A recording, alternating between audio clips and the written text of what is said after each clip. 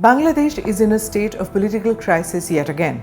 Slowly, the youth who were in a mood for revolution last year when they overthrew Sheikh Hasina government are realizing that the Nobel laureate is not the messiah of democracy.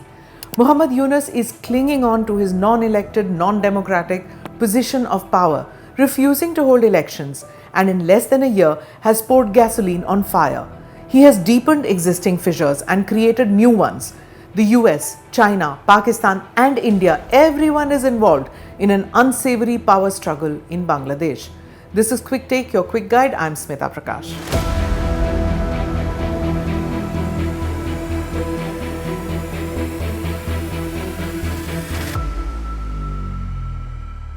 Why is there a demand for Muhammad Yunus to quit office?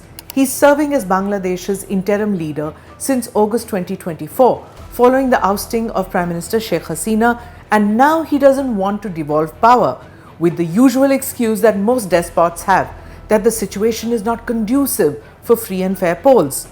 His administration has struggled to implement promised reforms, leading to frustration among political factions and the public. Tensions within the military, particularly over delayed elections and governance issues, have further complicated his leadership. This time, the army is not wanting to overthrow the civil leadership or stage a coup. It wants to stay in the barracks, but it senses that the people are not comfortable being ruled by a man who is now making his biases apparent. Although Yunus has hinted at quitting, but his advisors last week said that he will continue because, you guessed it, an ongoing political uncertainty, resentment against the US presence and the Rahim corridor issue. The proposed humanitarian corridor through Bangladesh's Teknaf region into Myanmar's Rakhine state, supposedly to aid Rohingya refugees, is making Bangladeshis nervous. Some see it as the US deep state's move to expand its influence in the region under the guise of humanitarian assistance. Bangladesh's National Security Advisor clarified that the country has not agreed to any such corridor. The Bangladesh Army Chief strongly opposed the corridor, labeling it as a threat to national sovereignty. China's interest in Bangladesh. China has significantly increased its involvement in Bangladesh through economic investments and military cooperation. Under the Belt and Road Initiative, China has pledged substantial funds for infrastructure projects, although only a fraction has materialized. But China is playing a bigger game. It is reviving a World War II era airbase in Lalmonirhat, near the Indian border, raising strategic concerns for India. India's role and interest in Rangpur and Chittagong. India is focused on maintaining regional stability and countering China's activities.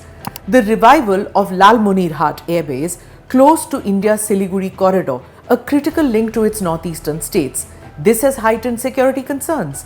Another area of concern is the activities by China and the US in Chittagong, Bangladesh's primary port.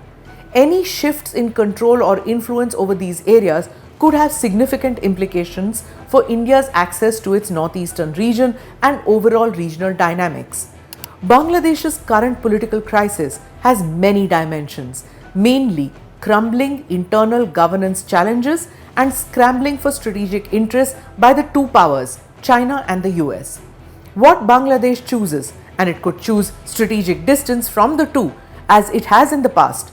So what it chooses to do could impact on regional stability in our region. India's restrictions. India decided to place restrictions on Bangladeshi products being exported to Northeast India after several comments made by the interim regime, including by Yunus, that it can choke the prosperity of Northeast states by denying them access to the Bay of Bengal. Private companies have pledged millions of dollars of development projects in the northeastern states of India, which will counter Yunus's veiled threat of appropriating the 7 northeastern Indian states. The latest salvo comes from a post by the Chief Minister of Assam, Himanta Sharma. He said, "To those who habitually threaten India on the chicken neck corridor should note these facts as well. Bangladesh has 2 of its own chicken necks. Both are far more vulnerable. First is the 80-kilometer North Bangladesh corridor from Dakhin Dinajpur to southwest Garo Hills. Any disruption here can completely isolate the entire Rangpur division from the rest of Bangladesh. Second is the 28-kilometer Chittagong corridor from South Tripura till the Bay of Bengal. This corridor, smaller than India's chicken neck, is the only link between Bangladesh's economic capital and the political capital. I'm only presenting geographical facts that some may tend to forget. Just like India's Siliguri corridor, our neighboring country is also embedded with two narrow corridors of theirs. We'll bring you more from Bangladesh in the days to come.